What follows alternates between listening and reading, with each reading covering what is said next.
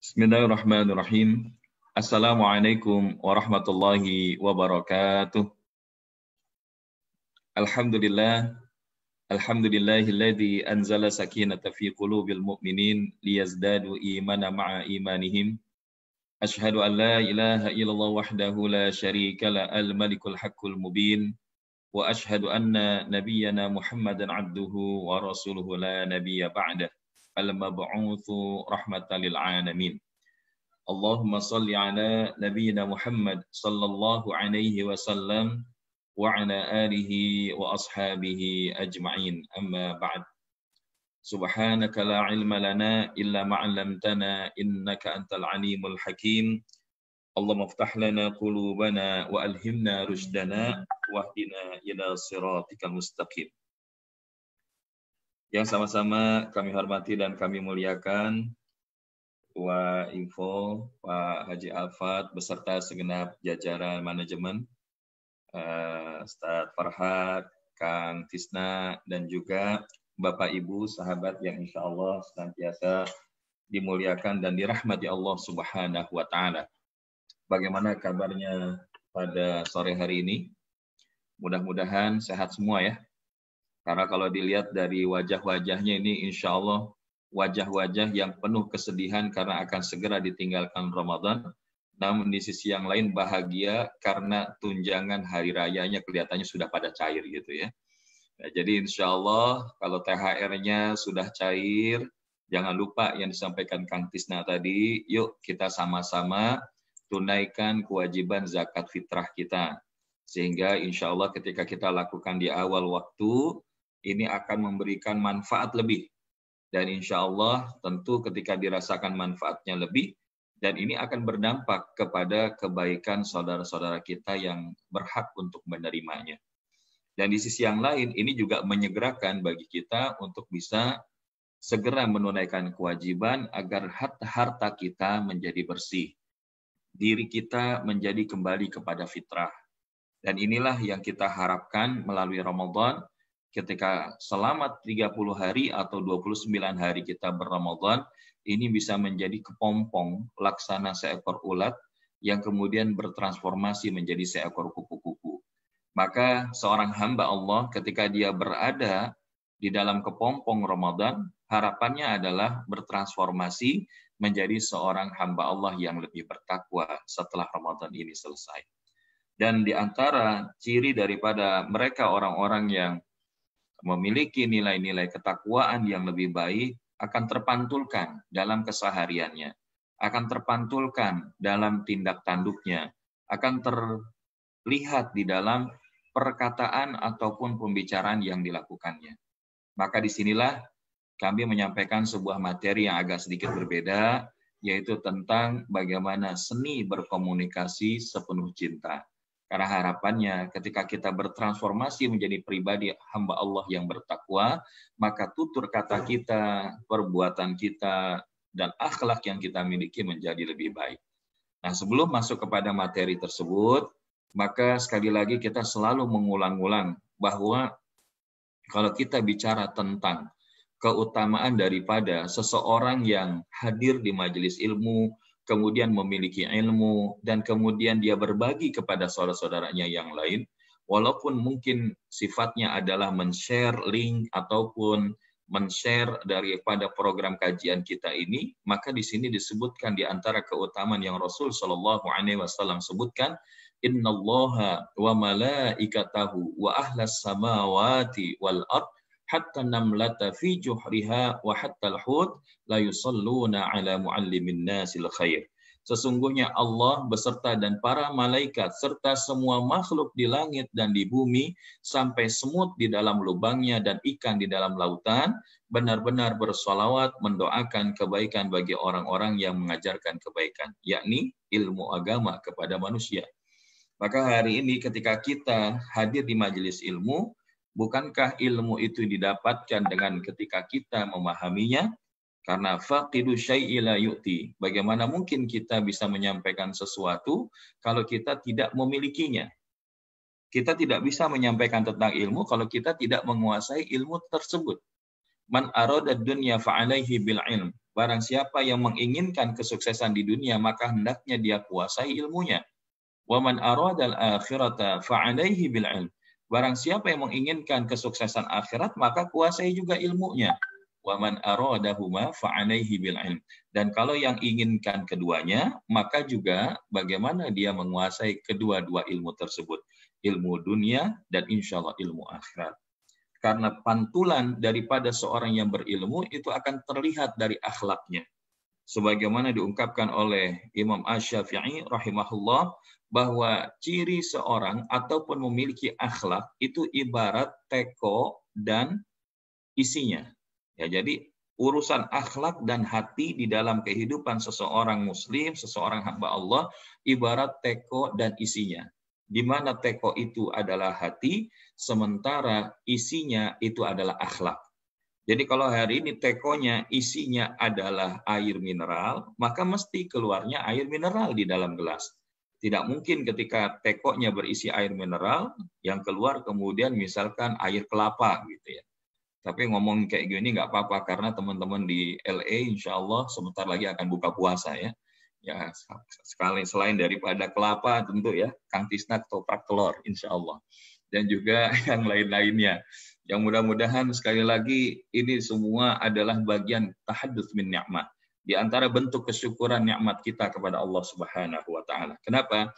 Karena sekali lagi tadi berbicara tentang pantulan seorang muslim, ini adalah terlihat di dalam akhlaknya. Di mana akhlak seorang muslim disebutkan oleh Nabi Shallallahu Alaihi Wasallam, al-muslim man salimal muslimuna min lisani wa yadi.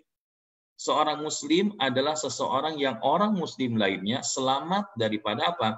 Dua hal, gangguan lisannya dan tangannya. Maka di sini gambaran seorang muslim itu sebetulnya antara kita dengan muslim lain itu ada 3 level. Nah, minimal pertengahannya adalah di sini. Kalau yang paling bawah lagi yang sederhana adalah memiliki apa yang disebut dengan salamatus sadr, yaitu kelapangan dada terhadap perbedaan yang dimiliki oleh saudara kita dengan diri kita. Yang pertengahannya adalah ini, ketika orang lain, muslim lainnya aman dari diri kita. Dan ada yang lebih tinggi lagi, yaitu apa yang disebut dengan al-ithar. Ithar itu mendahulukan kepentingan saudara kita melebihi kepentingan diri kita sendiri. Namun harapan kita, kenapa di sini yang kita mention adalah yang pertengahan. Karena kalau kita tadi sebutkan al-musliman salimal muslimuna min lisani wa yadi, Nabi SAW sebutkan seorang muslim adalah seorang yang orang muslim lainnya selamat dari gangguan lisan dan tangannya. Dan ini ada kaitannya dengan apa yang akan kita bahas pada sore hari ini. Dan berbicara khusus tentang lisan, ya jadi antara dua tadi, selamat dari lisan dan tangannya. Dan pertemuan kita sore ini lebih menekankan kepada kehati-hatian kita dalam menggunakan lisan. Kenapa? Karena ada sebuah hadis lain yang diriwayatkan Imam At-Tirmidzi, innar rajula la yatakallama bil kalimah la yara biha ba'san yahwi biha sab'ina kharifan finnar. Atau kama qala Nabi sallallahu alaihi wasallam. Sungguh ada seorang laki-laki yang berbicara dengan satu kata yang ia tidak menganggapnya berarti, namun karena sebab itu ia jatuh ke dalam neraka selama 70 tahun. Maka hati-hati, gara-gara ungkapan yang kita maksudkan bercanda, yang kita maksudkan mungkin hanya untuk mengundang decak kagum orang lain di sekitar kita, maka bisa jadi kata-kata itu menjadi terpeleset dan pada akhirnya malah merugikan daripada sang yang berbicara tadi. Dan hari ini di Indonesia, Masya Allah, ya kita bisa melihat ketika ya sekarang lagi viral ada seorang ya selebgram ataupun YouTuber ya menggunakan jilbab, ketika diundang kemudian dia bilang ya saya sih terhadap corona itu begini-begini, artinya seakan mengecilkan. Dan begitu ketika dia katakan demikian, ini menyinggung perasaan daripada sebagian tenaga ahli medis. Sehingga kemudian ya ini dibully sama netizen. Dan sekarang nangis-nangis. Nangis-nangis minta maaf. Karena apa? Karena telah mengatakan sesuatu yang dia tidak pikirin akibatnya. Belakangan muncul lagi ada seorang, mohon maaf, seorang wanita yang menghina Rasulullah Muhammad SAW ketika memiliki istri Ummul Mukminin Siti Aisyah radhiyallahu anha. Nah, ini sekali lagi dia anggap ini sebagai sebuah bercandaan. Tapi guru kita yang lain, Ustadz Adi Hidayat, memberikan sebuah pandangan yang berbeda. Kalau hari ini kita mengenal siapa Raden Ajeng Kartini, bagaimana beliau, mohon maaf, ketika sebelum bertemu dengan suaminya, beliau dipingit dulu di dalam rumah. Baru kemudian dinikahi. Nah, jadi coba dilihat, apakah hari ini banyak yang melakukan hal yang tidak baik kepada Raden Ajeng Kartini? Karena kalau ada hari ini orang yang mengatakan tidak baik kepada Raden Ajeng Kartini, hari ini mungkin seluruh Indonesia akan bereaksi. Nah, sekarang kalau yang kemudian dihina ini adalah Rasulullah. Sementara ketika dia sampaikan tidak dengan ilmunya, semata-mata hanya mengikuti hawa nafsu dan syahwatnya, makanya hati-hati. Selain dia menuai kebencian dan bisa memicu kepada emosi, kepada kemarahan orang-orang lain di sekelilingnya, maka bukan tidak mungkin bahkan bisa menyebabkan dia tergelincir ke dalam neraka selama 70 tahun. Maka pentingnya kita hari ini berbicara dengan berbicara yang baik. Dan di antara berbicara yang baik adalah yang ketika dia berkomunikasi itu dengan penuh cinta.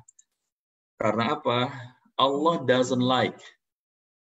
La yuhibbullahul jahra bisu minal qawli illa man zulim.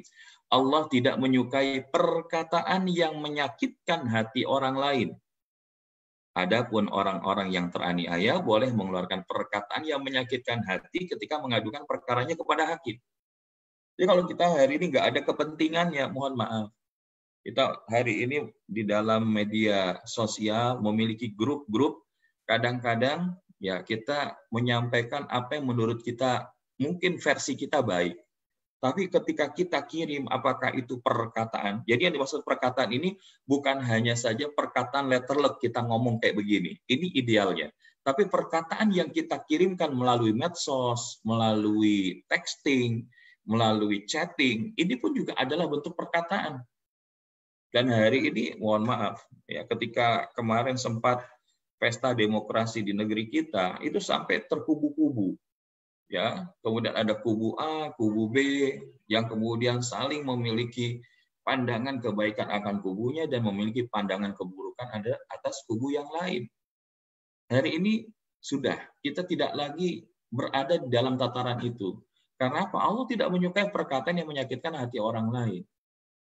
Maka hari ini, ketika kita berpuasa sebetulnya salah satu yang kita jaga bukan hanya sekedar lapar dan dahaga ataupun berhubungan suami istri, tapi juga bagaimana kita menahan pendengaran kita, menahan penglihatan kita, menahan tangan dan kaki kita, dan menahan lisan kita.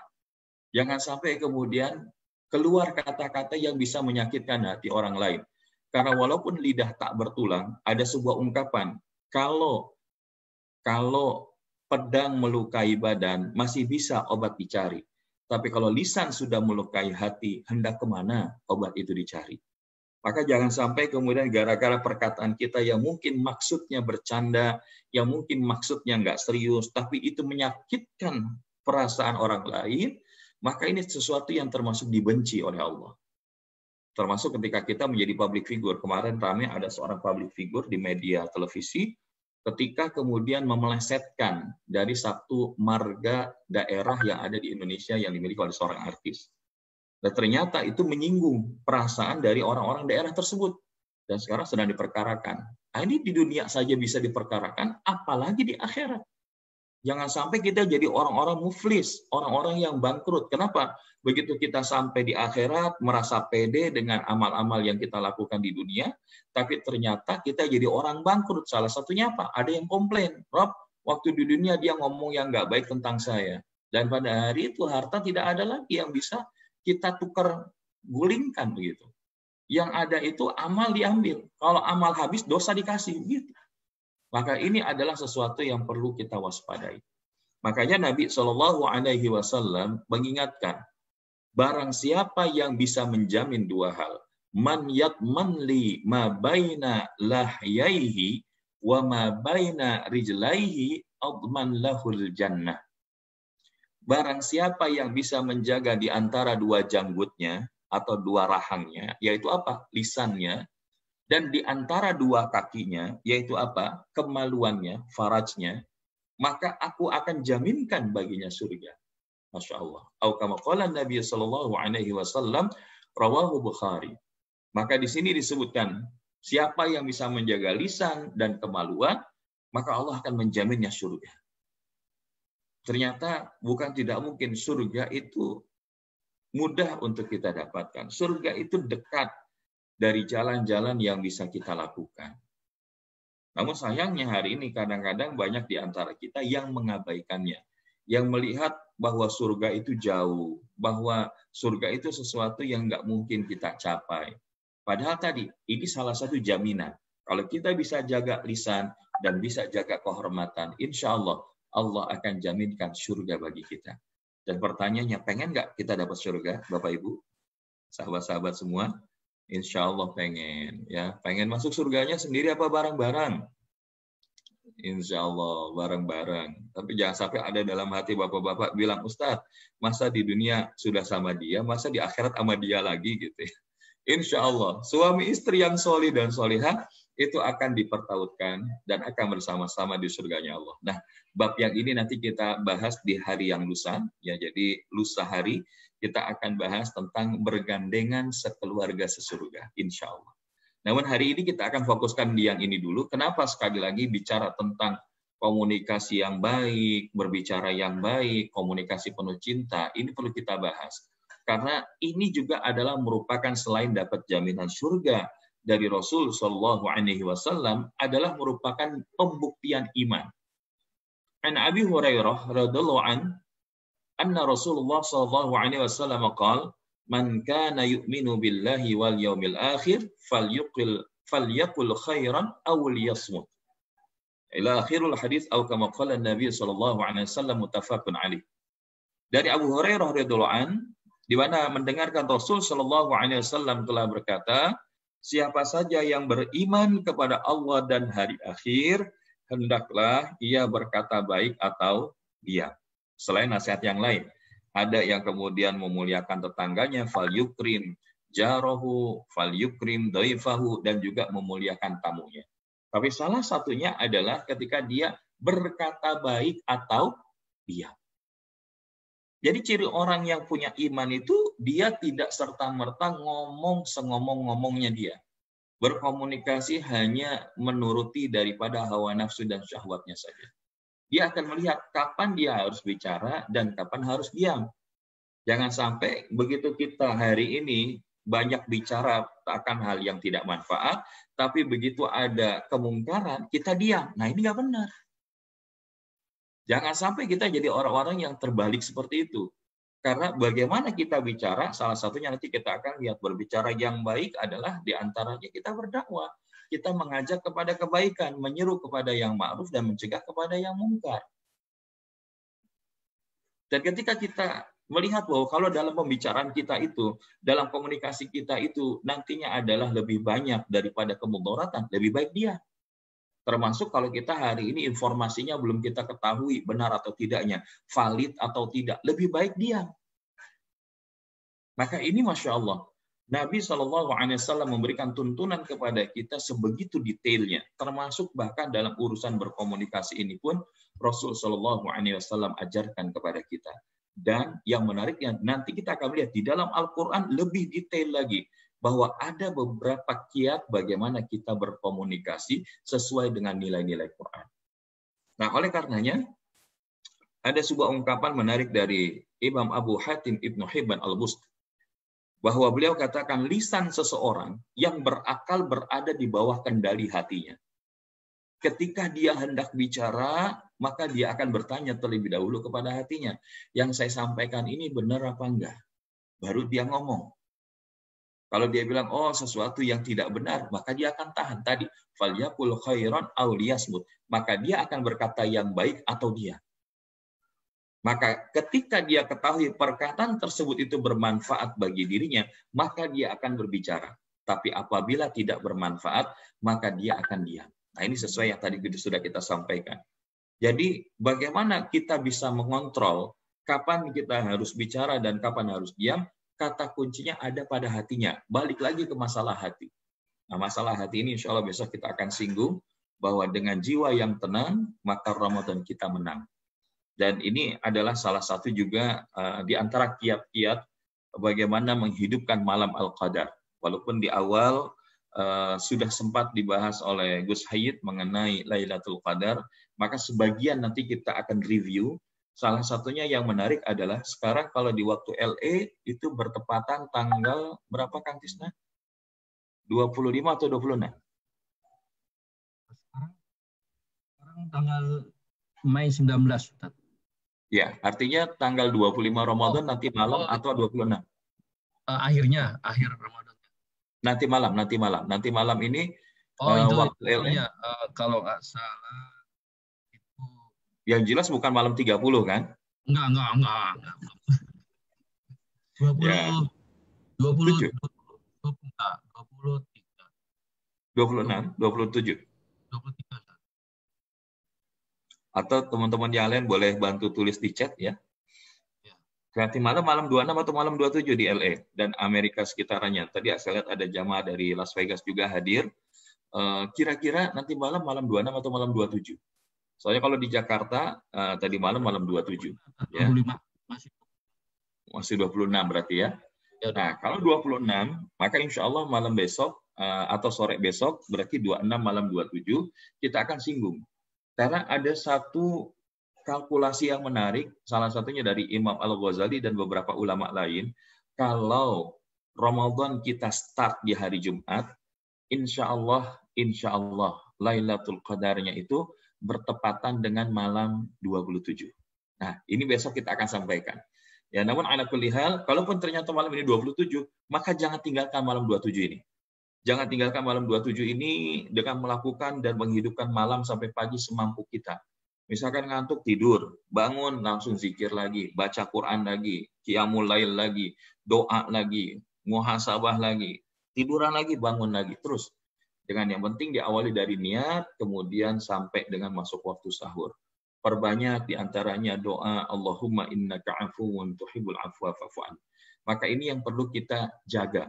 Ya, setidaknya kalau kita menjaga 10 malam ini agak berat, maka cari yang ganjil. Kalau cari yang ganjil juga belum tentu kita bisa jaga dengan baik-baik, maka kita bisa upayakan dengan memaksimalkan di malam 27 insya Allah.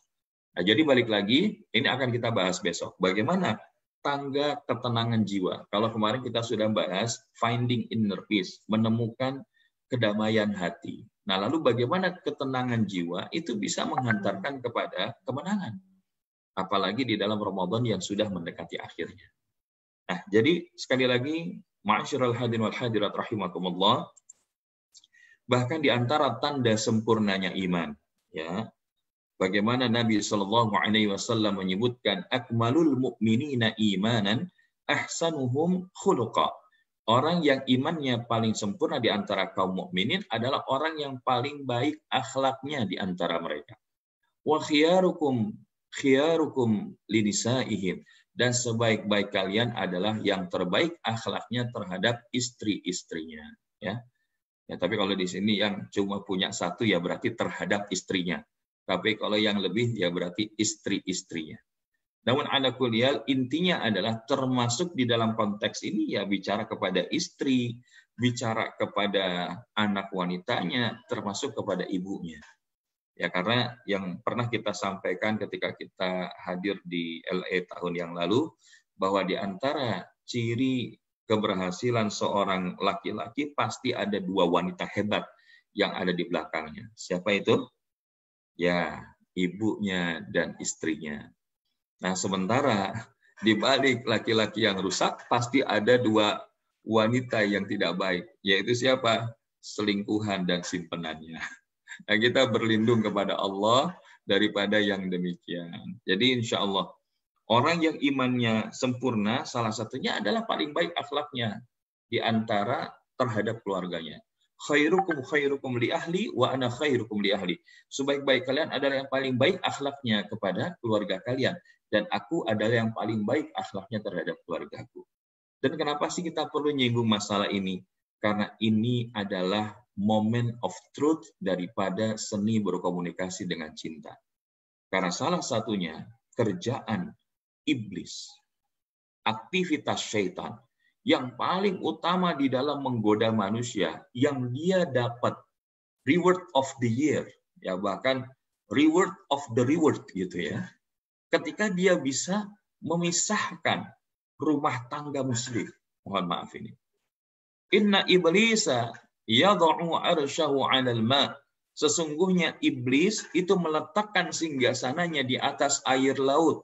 Thumma yab'atsu sarayahu fa'adnahum minhu manzilatan a'zamuhum fitnah.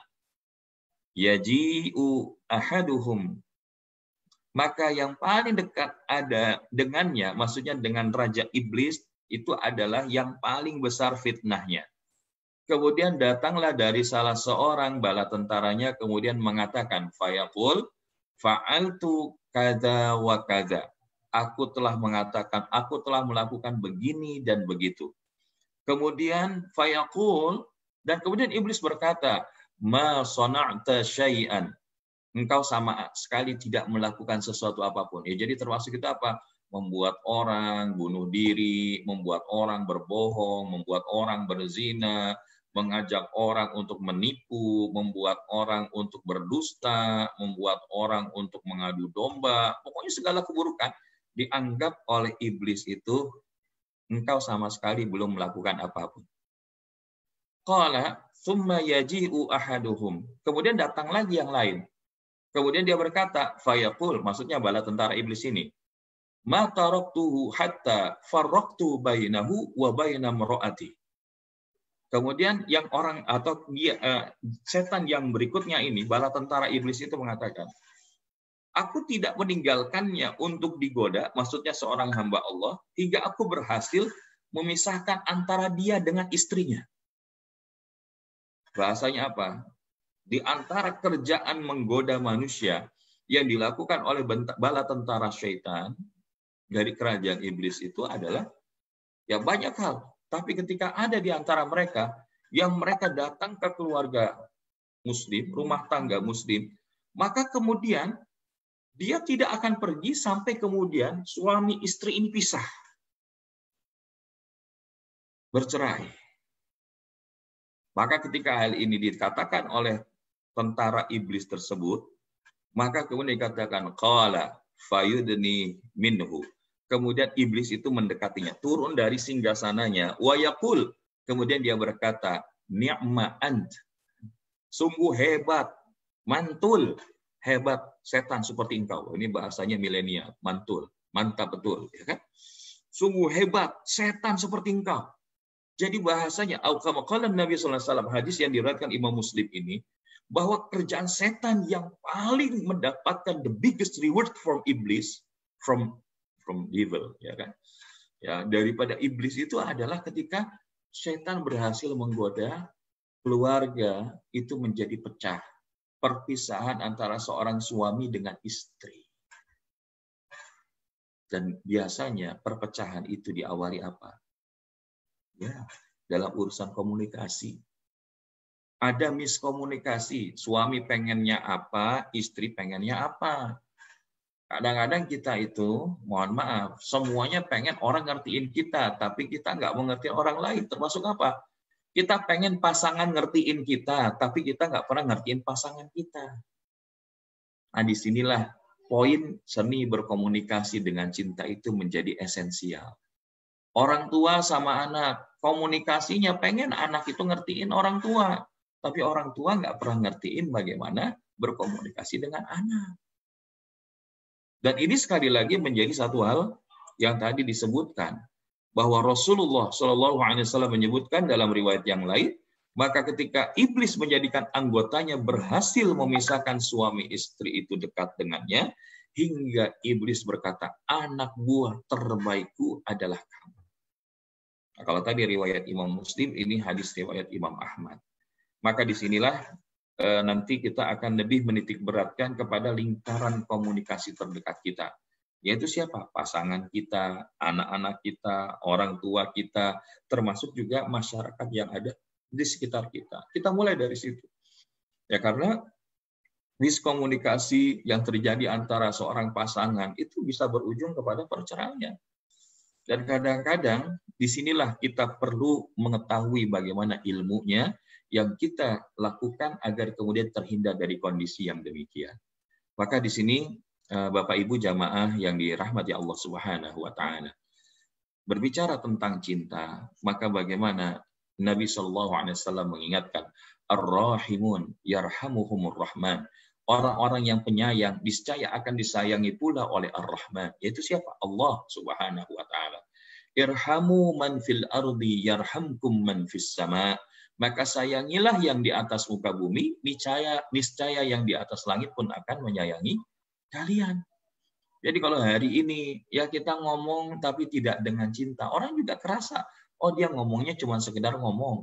Tapi kalau dia ngomongnya penuh kecintaan, penuh dengan kasih sayang, maka bukan tidak mungkin ini salah satu bentuk kasih sayang kita kepada makhluk yang ada di bumi, niscaya yang di langit pun menyayangi kita. Selain dari hal-hal lain, berderma, berbagi, ataupun hal-hal yang sejenisnya.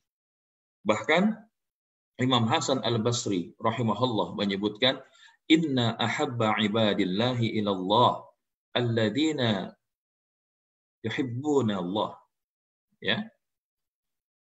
Ketika sesungguhnya hamba yang dicintai di sisi Allah adalah yang mencintai Allah, yuhibbuna Allah ila ibadih.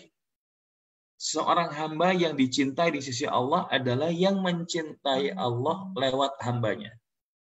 Jadi kalau balik lagi tadi akan disayangi yang ada di langit, maka seorang hamba yang dicintai di sisi Allah adalah yang mencintai Allah lewat hambanya. Artinya ketika dia melihat hamba Allah lainnya, maka dia semakin memiliki kecintaan kepada Allah. Ada tuh orang-orang yang ketika kalau dilihat semakin mengingatkan kita untuk ingat sama Allah gitu. Dan kemudian bukan hanya itu, dia juga mencintai hamba Allah itu karena Allah. Jadi ketika dia lihat orang, maka yang dia lihat itu adalah bahwa ini adalah hamba Allah. Dan dia mencintai Allah, dan kemudian dia mencintai hamba Allah tersebut karena Allah. Dan ketika itulah di muka bumi, apa yang ia lakukan? Bin nasihah. Ia pun memberi nasihat kepada orang lain.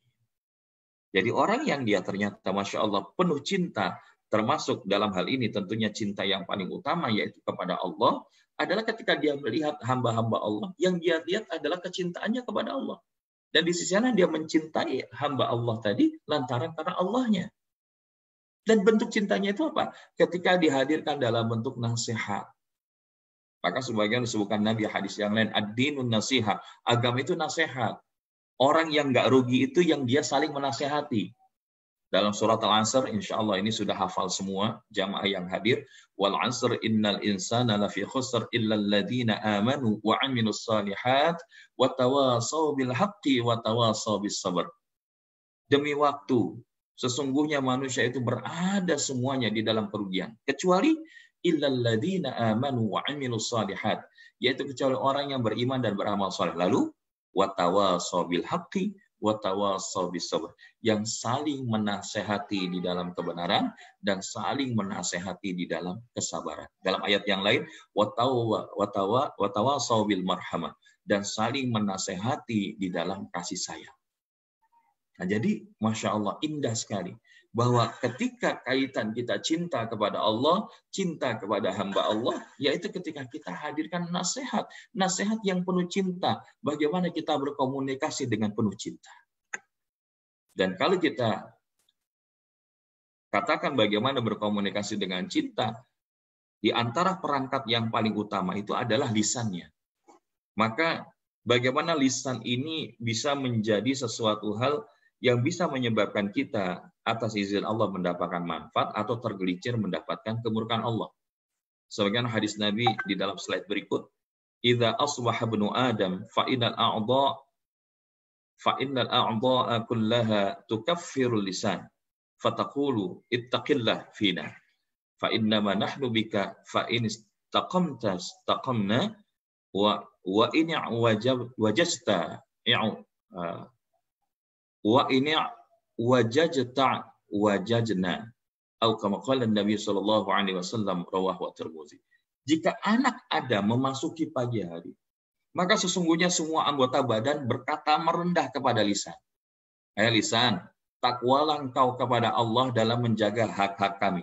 Hak-hak mata, hak-hak telinga, hak-hak tangan, hak-hak kaki, dan seluruh anggota tubuh. Karena sesungguhnya kami ini tergantung kepadamu. Jika engkau istiqomah, lisanmu istiqomah, maka kami juga istiqomah. Tapi jika engkau menyimpang dari jalan petunjuk, maka kami juga akan menyimpang.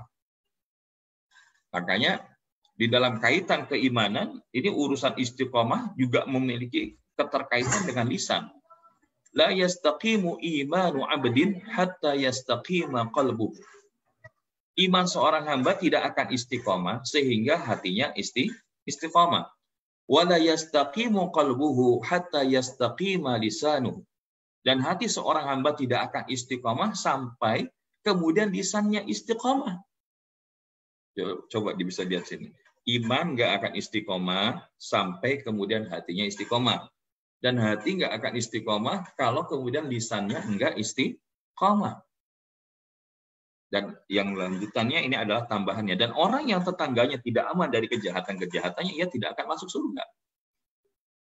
Kama qala Nabi sallallahu alaihi wasallam rawahu Ahmad. Pernah satu saat di zaman Rasulullah itu ada yang kemudian mengadukan kepada Rasulullah, ya Rasulullah, ini ada seorang yang rajin sholat sunnahnya, puasanya, tapi dia sering ngomongin kejelekan orang ya Rasulullah. Bagaimana kedudukannya? Finnar. Maka Rasulullah menjawab, dia berada di neraka. Tapi sebaliknya ada lagi yang bertanya, ya Rasulullah, dia orangnya ya ibadahnya sekedarnya, secukupnya. Tapi dia dengan orang lain, dengan tetangganya, berkata baik, berperilaku baik, bagaimana? Fil jannah. Maka dia akan mendapatkan surganya Allah. Maka disinilah penting bagi kita kemudian mempelajari akan hal ini. Nah, lalu bagaimana panduan Muslim agar kita bisa berkomunikasi sepenuh cinta? Nah, ini baru mulai masuk. Bagaimana kemudian kita melakukannya? Kalau tadi kita tahu tentang kepentingannya, maka kita perlu tahu dulu bagaimana kita berkomunikasi sepenuh cinta. Dan kalau kita lihat di dalam Al-Quran, sedikitnya ada 3 prinsip. Yang pertama apa? Bahwa ketika kita berbicara tentang berkomunikasi, ini tidak lain dan tidak bukan adalah ketika kita menyampaikan perkataan terbaik. Dan apa perkataan terbaik itu? Di dalam Quran surat Fussilat ayat 33, Allah Subhanahu wa taala berfirman, Bismillahirrahmanirrahim. وَمَنْ أَحْسَنُ قَوْلًا مِّمَّنْ دَعَا إِلَى اللَّهِ وَعَمِلَ صَالِحًا وَقَالَ إِنَّنِي مِنَ الْمُسْلِمِينَ. Siapakah yang lebih baik perkataannya daripada orang yang menyeru kepada Allah? وَمَنْ أَحْسَنُ قَوْلًا مِّمَّنْ دَعَا إِلَى اللَّهِ. Siapakah yang lebih baik perkataannya daripada orang yang menyeru kepada Allah, yang menyeru kepada jalan Allah, yang menuju kepada Allah? Seraya wa amila salihan wa qala innani minal muslimin, dan kemudian dia mengerjakan amal yang soleh dan berkata sesungguhnya aku termasuk orang-orang yang menyerahkan diri. Jadi the best word, the best communication that we have based on Al-Quranul Karim adalah ketika kita mimman da'a ilallah, to ask people to Allah, asking people to Allah, mengajak mereka untuk menuju Allah. Dan ini tidak harus menjadi seorang ustaz. Ya, kalau kemudian kita maknai, oh ustaz berarti itu maksudnya dakwah. Kan tapi sementara yang dakwah itu kan para ustaz, para kiai, para habaib, para syekh, para imam. Ya memang itu kewajiban mereka, tapi itu juga kewajiban kita. Dan kita bisa mengatakan ini, perkataan terbaik itu tidak harus langsung di mimbar. Kita ngomong sama istri, qaulan mimman da'a ilallah. Kita ngajak sama anak-anak, sama orang tua, qaulan mimman da'a ilallah. Kita ngobrol sama teman-teman satu komunitas, tempat pekerjaan, qaulan mimman da'a ilallah, yaitu ketika kata-kata itu menyeru kepada Allah. Nah, ini prinsip yang pertama. Yang kedua apa? Berkomunikasi penuh dengan cinta adalah dia bukan hanya saja perkataan terbaik perkataan terbaik yaitu mengajak kepada Allah, mengajak kepada jalan Allah, tapi juga menyerukan yang terbaik. Quran surat An-Nisa 114. La khaira fi katsirin min najwahum illa man amara bi sadaqatin aw ma'ruf au islahin bainan nas. Tidak ada kebaikan pada kebanyakan bisikan-bisikan mereka, kecuali bisikan-bisikan dari orang-orang yang menyeru ataupun menyuruh manusia apa? Memberi sedekah, berbuat kebaikan, atau berbuat ma'ruf, atau mengadakan islah, yaitu mengadakan perdamaian di antara manusia. Nah, ini lebih spesifik lagi. Kalau tadi adalah mimman da'a ilallah, maka di sini konteksnya adalah menyuruh kepada hal-hal yang baik, mengajak orang untuk berbagi, termasuk tadi bayar zakat, kemudian berinfak dan bersedekah, mengajak kebaikan, yuk kita renovasi masjid kita support ya apa yang bisa kita lakukan, dan mengadakan perdamaian di antara manusia. Kalau di grup kita suka ribut, perbedaan, kita hadir menengahkan, jangan sampai kemudian hari ini kita hidup jauh dari kampung halaman kita, tapi sampai di sana kita ribut. Nah, jadi menyampaikan daripada seruan-seruan terbaik. Dan yang ketiga, prinsipnya adalah sebelum kita masuk kepada langkah. Bagaimana kemudian seseorang itu ketika berkomunikasi penuh cinta, sesuai dengan partner bicaranya. Dia akan bicara sesuai dengan bahasa kaumnya. وَمَا أَرْسَلْنَا مِنْ رَسُولٍ إِلَّا بِلِسَانِ قَوْمِهِ لِيُبَيِّنَ لَهُمْ. Kami tidak mengutus seorang rasul pun, melainkan dengan bahasa kaumnya, supaya ia dapat memberikan penjelasan dengan terang kepada mereka. Makanya terakhir kemarin kita silaturahim ke Los Angeles, dan kemudian mendapatkan amanah untuk khutbah Id, kita sampaikan bilingual, bahasa Indonesia dan bahasa Inggris. Walaupun bahasa Inggris kami mungkin masih dalam taraf belajar dan belum sebelum daripada Bapak Ibu yang sudah bertahun-tahun berada di sana. Dan ketika itu dilakukan, kenapa? Karena pernah ada satu waktu jamaah bilang, Ustadz, kalau kami hari ini ikut Idul Fitri ke KJRI, maka itu sama menzalimi anak-anak kami. Kenapa? Karena anak-anak kami nggak ngerti bahasa Indonesia. Maka itulah yang kemudian di tahun lalu, dan insya Allah mudah-mudahan Allah izinkan kita silaturahim lagi dalam waktu-waktu yang dekat. Ketika kita berdakwah misalkan ke teman-teman di San Bernardino, karena di sana banyak jamaah anak-anak muda, Ustadz kita akan sampaikan dakwah nanti dalam bahasa Inggris ya. Nah ini challenge juga lagi. Ya karena apa? Karena kita hari ini lebih banyak ada di Indonesia, ya mungkin little bit ya kita bisa sedikit ngerti tentang bagaimana berbahasa Inggris, tapi belum tentu lancar betul. Maka di sini menjadi challenge. Mudah-mudahan ya, kalau kemudian kita diajak silaturahim sering sama teman-teman di LA, di Las Vegas, di San Bernardino ataupun di daerah lain, mudah-mudahan ini melatih daripada ya kelancaran berbicara menggunakan bahasa asing ini. Karena apa? Ya karena ketika hari ini Bapak Ibu berada di daerah yang bahasanya demikian, maka itu disampaikan. Kita waktu di Saudi, misalkan ketika umroh, ketika haji begitu ya, dan kita kemudian bicara dengan bahasa Arab selain bahasa asing yang lain ya. Ya kadang-kadang kalau bahasa Indonesia persepsi mereka ya ada begini. Kalau mereka kemudian dengar orang Indonesia pakai bahasa daerah, persepsi mereka begini. Tapi ketika kita ngomong bahasa Arab dan wajah kita bukan orang Arab, ya kecuali kalau di sini ada yang memang alhamdulillah Allah kasih genetisnya itu adalah dari keturunan bangsa Arab, alhamdulillah. Tapi ketika kita yang bukan orang Arab kemudian bisa berkalam ataupun bertutur kata dengan menggunakan bahasa Arab, mereka lebih respect. Mereka respect. Dan ini yang kita katakan, berkomunikasi itu harus sesuai dengan partner bicaranya. Termasuk hari ini, kalau kita hari ini ngaji, insya Allah, Bapak Ibu jamaah yang hari ini hampir 36 orang ya, ada yang masuk, ada yang keluar, hampir 40 orang. Maka Masya Allah, ini dari beragam latar belakang. Maka tugas seorang yang menyampaikan dakwah itu tentu, ya termasuk kajian-kajian seperti ini, perlu memahami. Nggak bisa kemudian, oh saya pengen menyampaikan materi ini sesuai kefahaman saya semata-mata. Itu baik, tapi belum tentu kemudian memberikan dampak yang efektif. Maka salah satunya hari ini kita fasilitasi dengan slide. Bahkan ya, tapi sejauh dari kemarin sih nggak ada yang minta slide-nya. Kalau ada yang minta, baru tak kirimkan gitu ya. Karena kalau misalkan di sini kelihatannya nggak dikasih slide-nya, sekali lihat slide-nya langsung paham, langsung hafal. Ya bahkan ya langsung nggak perlu dicatat karena langsung sudah. Nah, karena tadi pemahamannya al ilmu laisa fis sutur walakin fis sudur. Harusnya begitu. Tapi ini al ilmu ma fis sudur illa fis sutur. Ilmu itu bukan di dalam dada tapi di dalam kertas. Tapi kalau jamaah di sini, ilmu itu bukan di kertas Ustaz, tapi di dalam dada. Jadi sambil ngelihat videonya di off-kan, gitu, insya Allah ngelihat itu langsung hafal. Ya, apalagi Kang Tisna yang di depan Ka'bah ini, Masya Allah. Nah, jadi Bapak Ibu jamaah yang disayang Allah Subhanahu wa Ta'ala, berkomunikasi harus sesuai dengan partner bicara. Ada yang dia dakwah itu, dia ngobrol itu, wah, dia bahasa tanda kutip melucu dari awal sampai akhir. Pertanyaannya, apakah ini sesuai dengan partner bicara? Belum tentu. Hari ini humor itu bukan menjadi menu utama.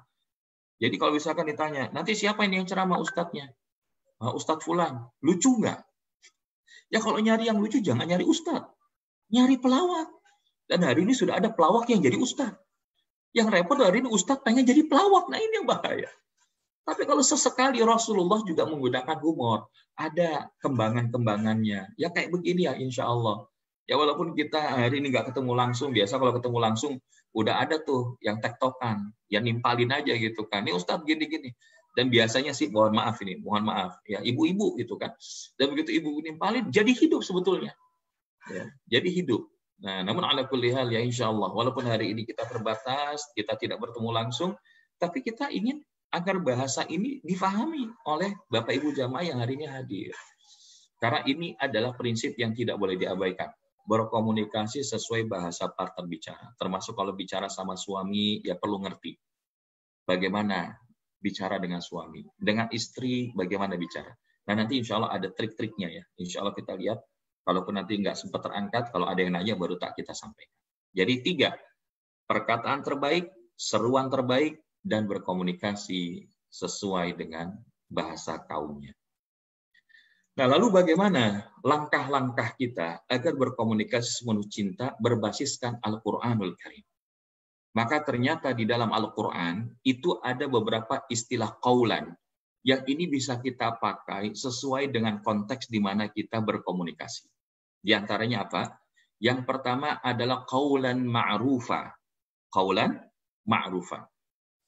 Qaulun ma'rufun wa maghfiratun khairun min sadaqati yatba'uha adha wallahu ghaniyyun halim.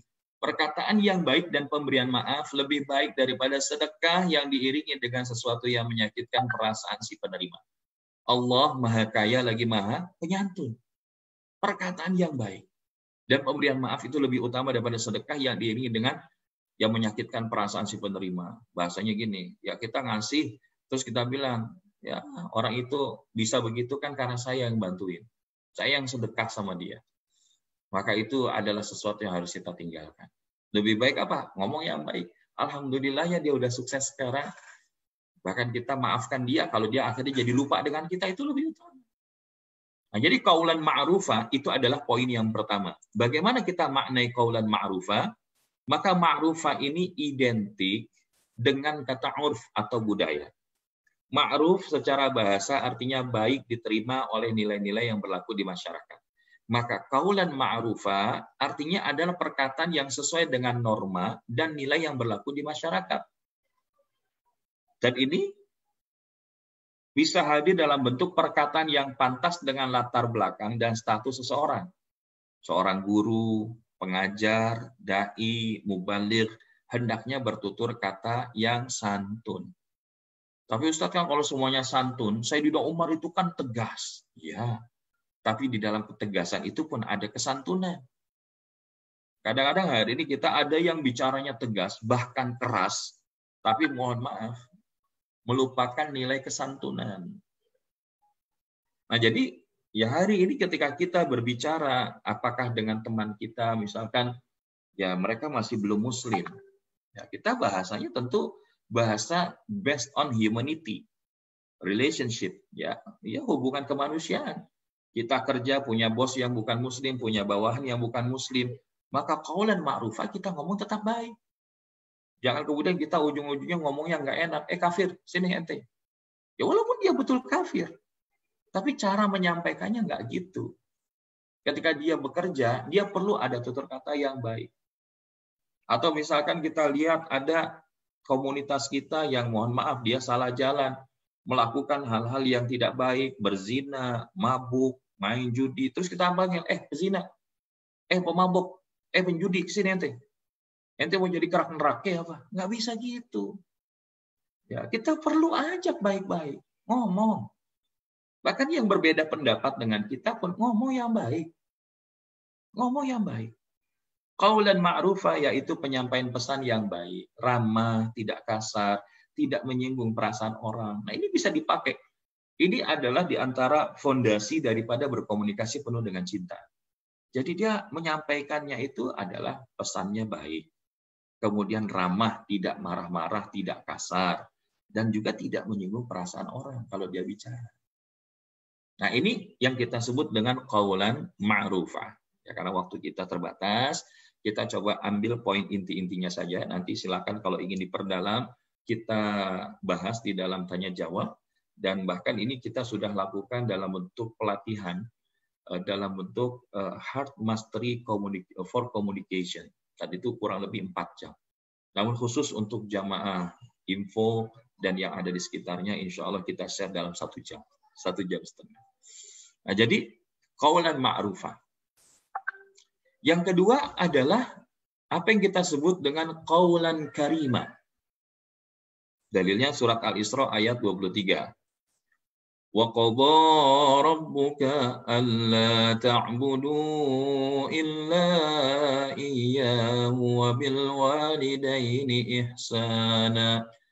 إما يبلغن عندك الكبر أحدهما أو كلاهما فلا تقل لهما أف ولا تنهرهما وقل لهما قولا كريما.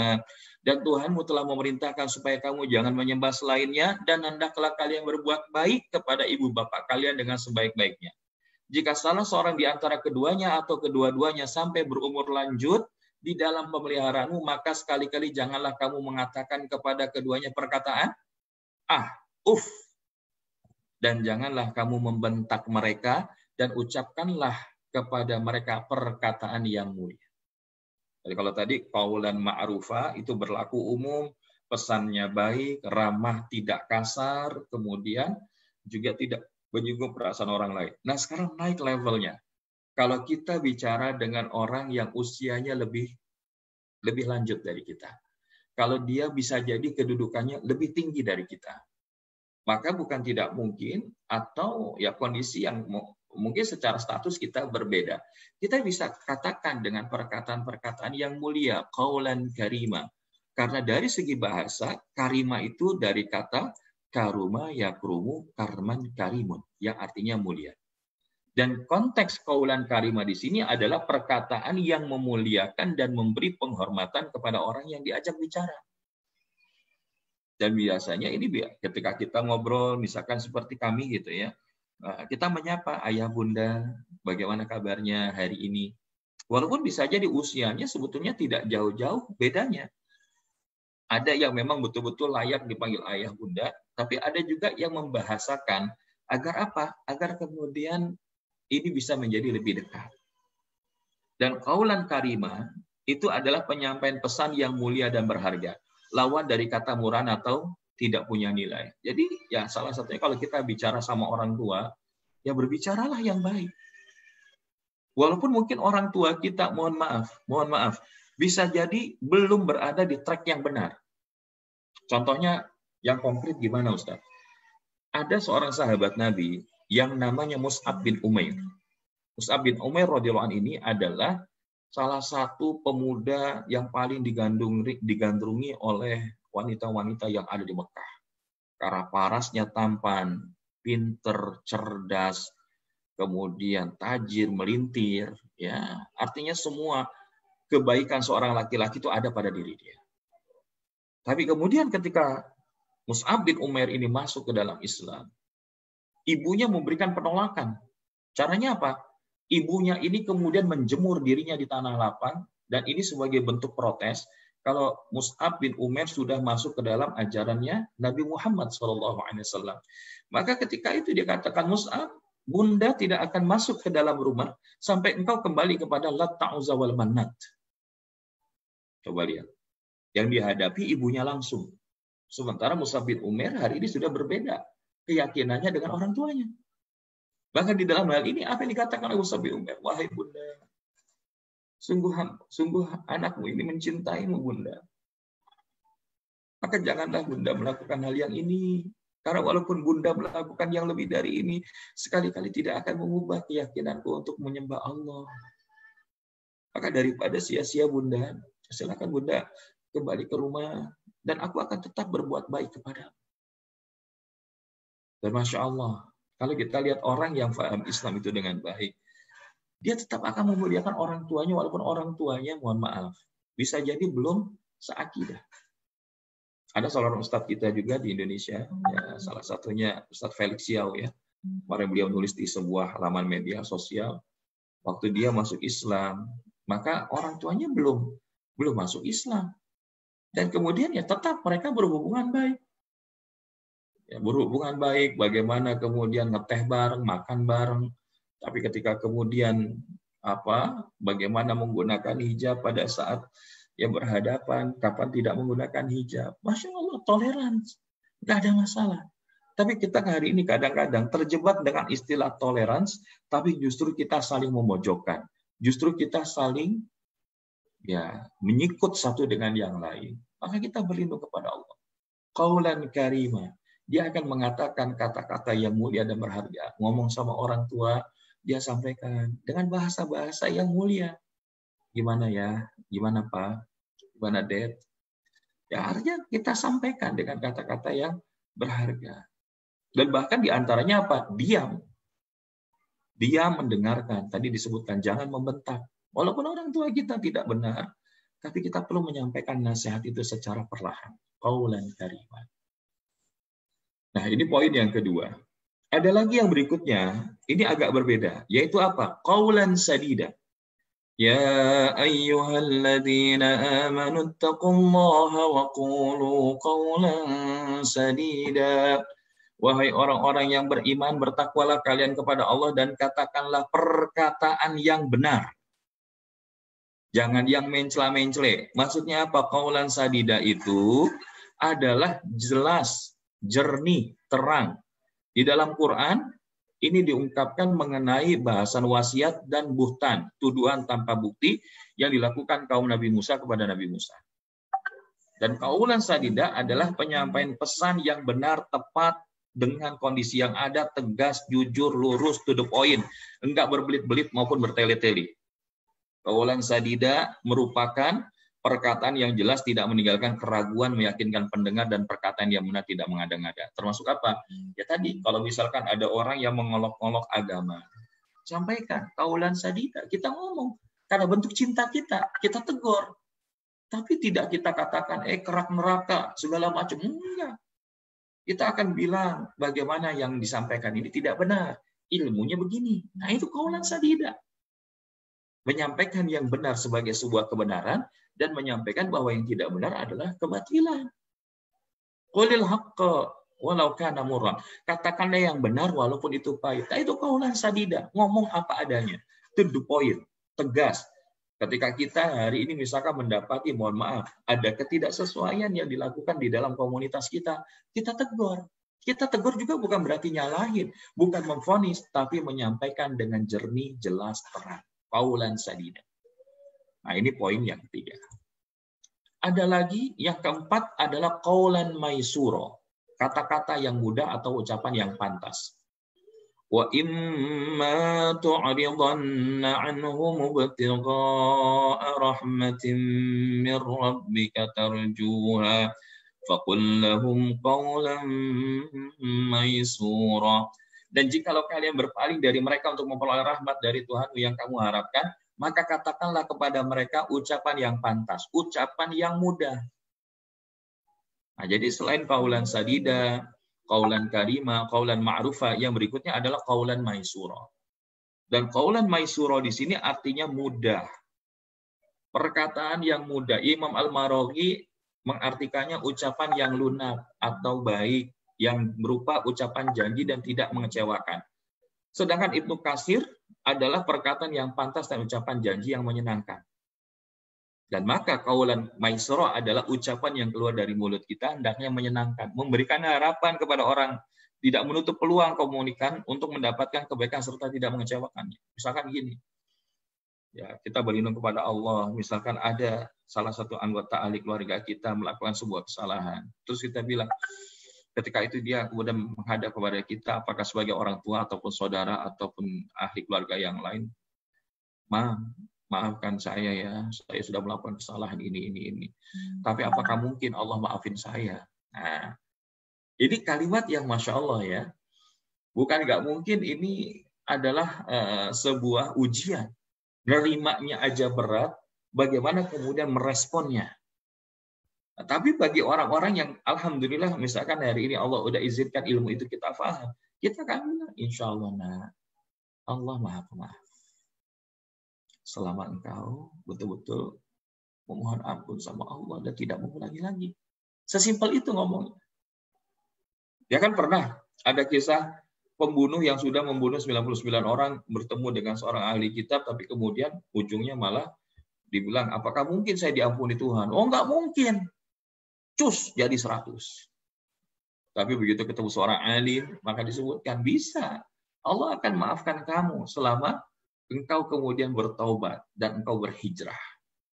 Singkatnya dia bertaubat, kemudian dia hijrah, baru jalan. Belum jauh dari kampungnya menuju kampung yang lain akan dia tuju. Ternyata Allah panggil kembali kepadanya dan dicatatkan sebagai min ahlil jannah. Nah, jadi agama ini adalah yang mudah. Apalagi kalau kita hari ini hidup di negara yang bukan Islam sebagai mayoritas. Maka kita perlu melihat ada beberapa fikih-fikih yang itu mungkin bisa jadi tidak dilakukan di Indonesia, tapi mungkin itu harus dilakukan di sana. Tapi alhamdulillah sekarang seperti di LA, kemudahan kita untuk mendapatkan halal meat, ya makanan-makanan halal guys, ya insya Allah ya. Jadi ingat ini, ya kalau misalkan dulu waktu belum ada guest house di At-Thahir, itu mesti alhamdulillah hampir tiap malam ya kita persiapan sekaligus sahurnya dengan makanan-makanan halal, dan itu Masya Allah luar biasa. Nah, jadi kita bisa permudah hari ini hal-hal yang kemudian itu bisa membuat orang mau belajar. Misalkan, Ustadz saya jarang ke masjid, bisa nggak saya ikut ngaji? Bisa. Jangan dibilang, wah ente kalau belum taubat dan nasuha dulu nggak boleh ikut ngaji. Nggak bisa gitu. Qaulan maisur. Sampaikan perkataan yang mudah. Yassiru wala tuyassiru. Ya. Yassiru wala tu'assir. Mudahkanlah, jangan kau persulit. Basyiru wala tunazzir. Ya, berikanlah kabar gembira dan jangan engkau takut-takutin. Ya, misalkan yang ngerjain tarawih 11 rakaat dibilang nggak sesuai. Yang kerjakan 23 rakaat nggak ikut contoh. Akhirnya ribut, tapi yang nggak sholat tarawih nggak diributin. Nah, ini yang kita bilang qaulan maisura. Dua-duanya silahkan mau dilakukan. Yang 11 mau jalan silahkan, yang 23 silahkan. Maka salah satunya ini dipraktekkan oleh ya, guru kita Profesor Dr. Abdul Somad. Ketika beliau menyampaikan, pembahasan fikih itu jadi kelihatan mudah. Padahal itu belajar fikih, Masya Allah, nggak mudah. Bagaimana seorang itu kemudian bisa menyampaikan dengan bahasa yang mudah, itu adalah di antara kecerdasan yang Allah berikan. Karena apa? The ultimate sophisticated is a simplicity. Justru kecanggihan yang paling hebat itu adalah ketika bisa menyederhanakan. Nah, ini bahasan kita ini kalau mau dibahas 1 hari bisa, tapi kita sederhanakan jadi 1 jam, insya Allah. Ini karena Allah mudahkan, yang hadir ini orang-orang cerdas. Dan terbukti ini kelihatan jamaah-jamaah ini adalah ya jamaah-jamaah yang insya Allah tergolong ahli surganya Allah Subhanahu Wa Taala. Amin ya rabbal alamin. Nah, jadi qaulan maisura. Nah, ada 2 lagi sebelum nanti kita berikan untuk kesempatan tanya jawab, yaitu apa? Qaulan layyina. Berbicaralah dengan lemah lembut. Faqula lahu qaulan layyinan la'allahu yatadakkaru aw yakhsha. Maka berbicaralah kamu berdua kepadanya dengan kata-kata yang lemah lembut. Mudah-mudahan ia ingat atau takut. Ini siapa? ketika Nabi Musa dan Nabi Harun diperintahkan oleh Allah untuk berdakwah kepada Fir'aun. Dan notabene Fir'aun ini adalah diktator. Bagi Nabi Musa, ia ayah angkatnya. Maka qaulan layyina ini juga bisa dimaknai sebagai strategi dakwah. Dan secara bahasa, layyina itu lemah lembut. Apalagi kalau kita ngomong dengan orang yang seperti ini. Ketika dia nggak menerima apa yang kita bicarakan, bisa jadi ini akan berujung kepada hal yang kerusakannya lebih hebat. Maka di sini qaulan layyina adalah pembicaraan yang lemah lembut dengan suara yang enak didengar, penuh keramahan, sehingga bisa menyentuh hati. Dan ini adalah yang ketika kita coba praktekkan kalau kita ngobrol sama anak. Misalkan anak kita masih belum mau sholat, sampaikan, "Nak, kalau Bunda kasih kamu $10, mau nggak?" "Oh, mau." "Enggak deh, maksudnya $100. "Wah, mau. Tapi kalau gitu, Mama naikin lagi deh sekitar $1.000. Kira-kira gimana?" "Wah, Mam, I'll do anything for you." "Oke, tapi tuker ya dengan 1 biji bola mata." Kira-kira mau nggak? $1.000 ditukar dengan 1 biji bola mata. Maka seorang anak juga akan bilang, "Enggak deh, Mah, mau ditawarin $10.000 juga, $100.000 enggak. Not for sale."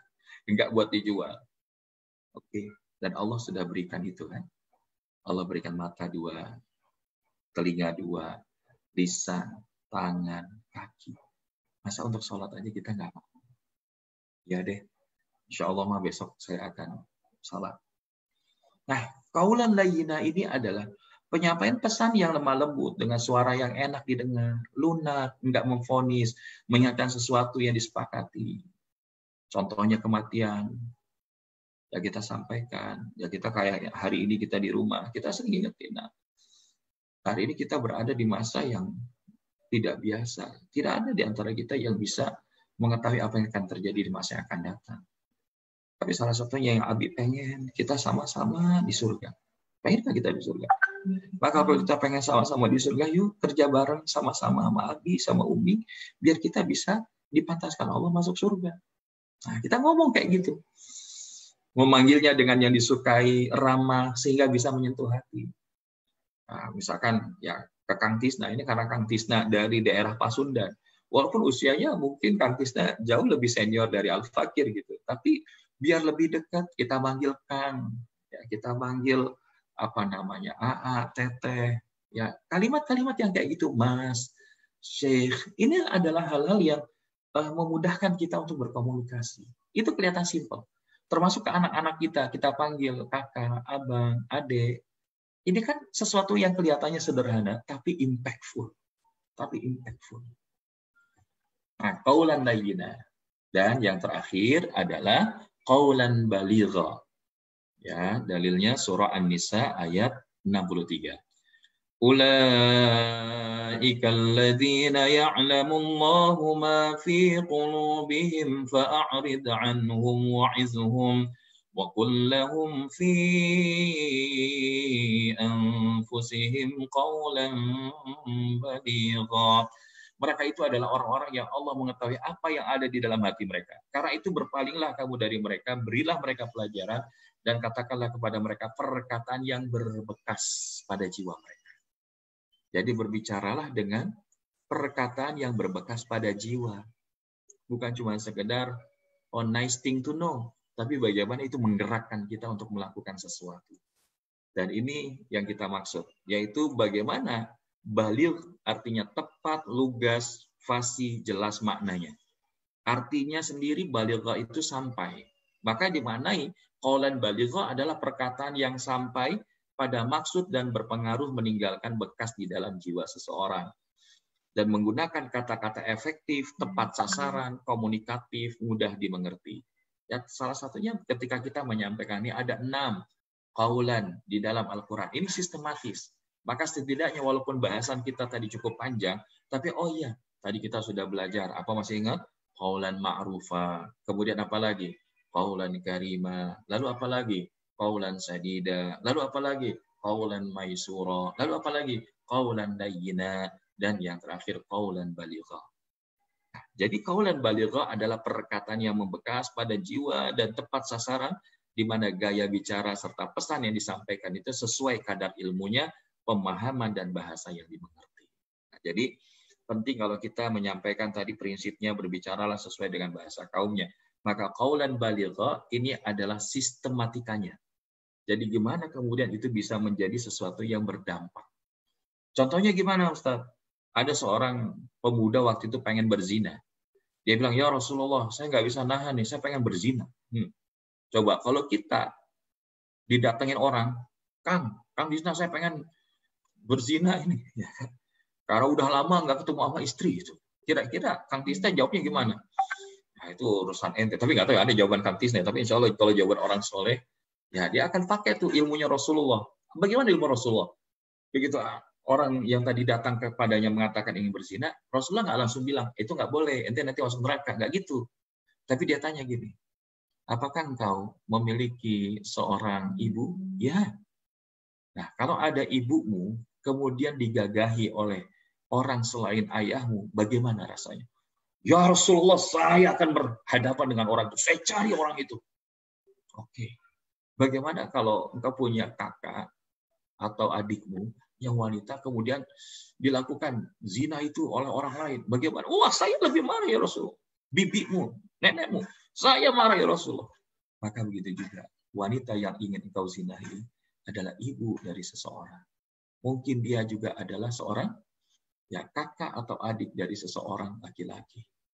Juga dia mungkin bisa jadi seorang bibi dari seorang lainnya. Maka kemudian pemuda itu luruh, benar ya Rasulullah, maafkan aku. Maka benar Rasulullah letakkan tangan Rasulullah itu di dada laki-laki tersebut dan didoakan kebaikan. Dan pada akhirnya Allah izinkan pemuda tadi bertaubat dan akhirnya menjadi seorang hamba Allah yang saleh, yang taat, yang berada di dalam perjuangan menegakkan agama. Nah, inilah qaulan baligha.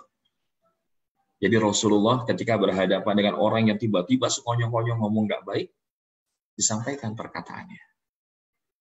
Lain lagi, satu waktu Rasul dikejar, pengen dibunuh.